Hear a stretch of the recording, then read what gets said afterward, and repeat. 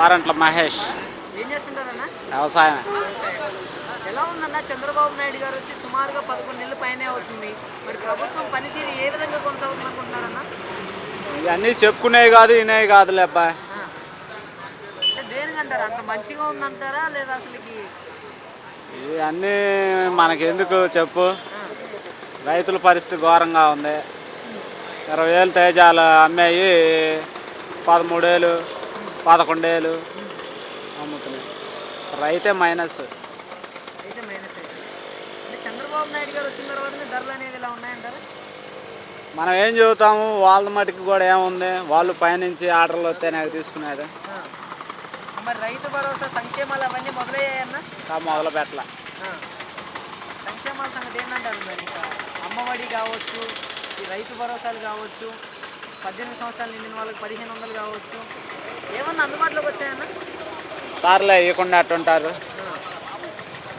ఇప్పుడు పరిస్థితి అయితే ఎలా ఉందండి? ఇప్పటికైతే ఎలా కొనసాగుతుందండి? వదులు వదులు వదులు. ఎలా ఉందన్న ఇప్పటికైతే వ్యవస్థ ఎలా కొనసాగుతుంది అనుకుంటున్నారు? చెప్పేది ఇది చెప్పుకునే కాదు, వినేవి కాదు. మాట ఇలా ఉంది అనేసి చెప్పొచ్చు కదా, చెప్పుకునేది కాదంటున్నారు కానీ. ఇవన్నీ మనకెందుకు అంటారు లోతుపాట్లు. అంటే ఇంక పథకాలు అయితే ఇంకా మొదలవ్వలేదు. వాళ్ళు చెప్తారులే, ఇవ్వకుండా ఆడిపోతారు. జగన్మోహన్ రెడ్డి గారు రాష్ట్రాన్ని అప్పుల పాలు చేసిపోయారు, అందుకనేసి పథకాలు కొంచెం లేట్ అవుతున్నాయి అంటున్నారు కదన్నా. మరి ఇవన్నీ వాళ్ళకి తెలుసు, మనకేం తెలుసు. రాష్ట్రం లో బడ్జెట్లో ఉంది, అందుకనే పథకాలు కొంచెం లేట్ అవ్వకుండా వస్తుందనేసి చెప్తున్నారు. చెప్పేది కాదులే అన్న ఇవన్నీ.